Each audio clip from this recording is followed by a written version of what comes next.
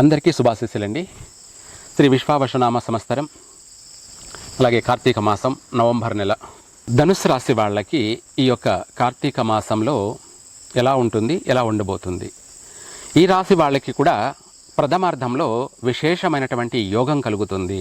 రాజయోగమే ప్రథమార్థంలో. అంటే మనకు దీపావళి అమావాస్య నుంచి కార్తీక పౌర్ణమి వరకు కూడా మట్టి పట్టుకున్న బంగారంగా మారే అంతటి యోగం ఉంది. మట్టి పట్టుకున్న బంగారం ఏమిటి అని అనుకుంటారేమో. మనము ఈ భూమిని, ఒక గజాన్ని ఈ రోజున 10,000 పెట్టుకున్నామంటే రేపు ఇది ₹1,00,000. అదే బంగారం కంటే విలువ. అందుకనేసే మట్టి పట్టుకున్న బంగారమే. మనము అదృష్టవంతుడు భూమిలో పంట వేశాడు అంటే విశేషమైనటువంటి పంట ఫలాలు విశేషంగా వస్తుంది, లాభదాయకంగా. పంట దిగుబడి కూడా విశేషంగా ఉంటుంది. అదే అదృష్టహీనుడు అంటే దురదృష్టవంతుడు బంగారు భూమిలో కూడా పంట వేసాడంటే దాని ఖర్చులు కూడా రావు అన్నమాట. అది ఏది ఏమైనా అదృష్టవంతుడా దురదృష్టవంతుడా అన్నది ఇక్కడ అదే సమస్య. ధనుసు రాశి వాళ్ళకి ప్రథమార్థంలో యోగదాయకంగా ఉంది, రాజయోగం అన్నంత విశేషంగా ఉంది. మళ్ళీ ద్వితీయార్థంలో అన్ని వ్యతిరేకతలు అధికంగా ఉన్నాయి. అంటే ఏంటంటే నమ్మిన వారే మోసం చేస్తారు. నమ్మించి మరీ గొంతు కోయడం అంటారు కదా, అదే నమ్మించి మోసం చేస్తారు. అది కూడా ఏమిటి అంటే, మనము ఏదైనా ఒక అవసర నిమిత్తమై ధన సహాయమై ఎవరినైనా అడిగామనుకోండి, మంచివాళ్ళు నమ్మకస్తులు కాబట్టి అడిగామనుకోండి, ఇస్తాము అన్నవాళ్ళే మళ్ళీ కూడా లేదు, కుదరలేదు అని చెప్పేసి చెప్పడం కూడా జరుగుతుంది. అంటే మనం ఎవరో ఏదో ఇస్తారని మనం నమ్ముకున్నాము, అది కాస్త రివర్స్ అయిపోయింది. ఇట్లాగా అనేక సమస్యలు ఎదురయ్యే అవకాశం ఉంది ద్వితీయార్థంలో. అదే ప్రథమార్థంలో అనుకున్న పని వెంటనే చకచక అయిపోయే అవకాశము ఉంది. అందుకనేసి ఈ కార్తీక మాసంలో ధనుసు రాశి వాళ్ళు ఏ పనైనా ప్రథమార్థంలో చెయ్యండి. ఏదైనా స్థలాలు కొనాలన్నా, లేదంటే స్థలాలు అమ్మాలన్నా కూడా ఈ ప్రథమార్థంలోనే చేయండి.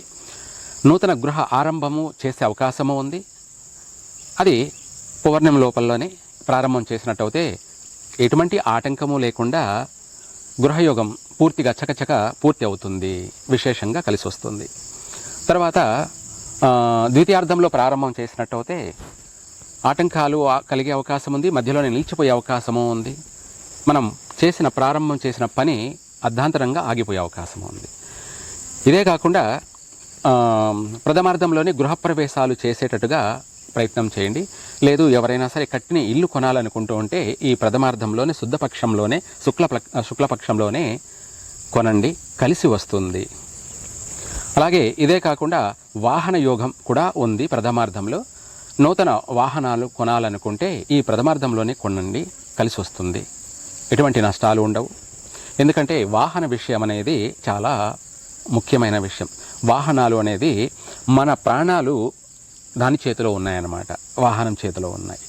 మనం మంచి సమయంలో కొన్నట్టయితే మనకు ఎటువంటి నష్టాలు జరగవు.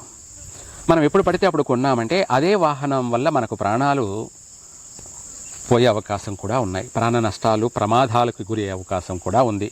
అటు వాహన రిపేర్లు, మరమ్మతులు జరిగే అవకాశం ఉంది.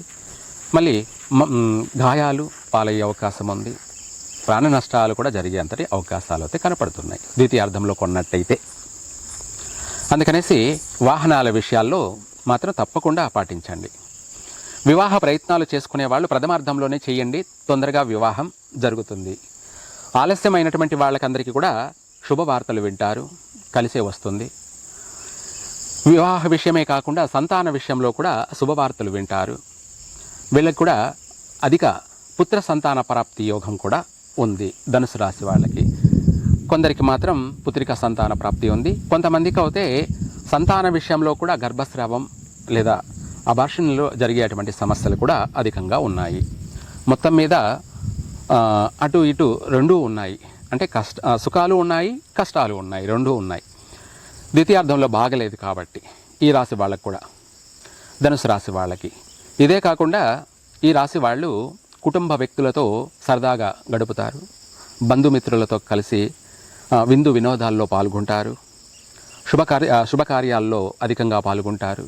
శుభకార్యాలు వీళ్ళు చేయడం కానీ, లేదంటే శుభకార్యాల్లో పాల్గొనడం కానీ, అలాగే మధ్యవర్తిత్వంగా మంచి పేరును సంపాదించడం, గుర్తింపు అనేది ప్రజలలో కానీ బంధువుల్లో కానీ గుర్తింపు పొందడం కూడా ఉంటుంది. ఇదే కాకుండా ఈ రాశి వాళ్ళకి విదేశీ యానయోగం కూడా జరిగే అవకాశము ఉంది. విద్యార్థులకు కూడా కలిసే వస్తుంది. వ్యాపారాలు ప్రారంభం చేసేవాళ్ళు ఇక్కడ కార్తీక పౌర్ణమి లోపలే ప్రథమార్థంలో మాత్రమే వ్యాపారాలు అయినా సరే, చిన్న వ్యాపారాలు, చిరు వ్యాపారాలు కానీ పెద్ద వ్యాపారాలు కానీ ఏదైనా సరే ప్రథమార్థంలో ప్రారంభం చేసినట్టయితే అవి మీకు జీవితాంతము కలిసి వస్తాయి. జీవితాంతము అభివృద్ధి చెందుతారు. వాటి వల్ల చక్కగా కలిసి వస్తుంది. ద్వితీయార్థంలో బాగలేదు కాబట్టి ఈ రాశి వాళ్ళు వీలైనంత వరకు కాలభైరవ అష్టకమన్నా పఠించండి. లేదంటే శివుడికి నువ్వులు, నల్ల నువ్వులు, పాలు కలిపి అభిషేకమన్నా జరిపించండి సోమవారం రోజు. లేదనుకోండి శనివారం రోజు శనీశ్వరుడికే నువ్వులు పాలు కలిపి అభిషేకం జరిపించండి. మామూలుగా అయితే తైలాభిషేకం చేస్తారు కదా అనుకుంటారు, కాదు. పాలల్లో నువ్వులు కలిపి అభిషేకం చేసినట్టు అయితే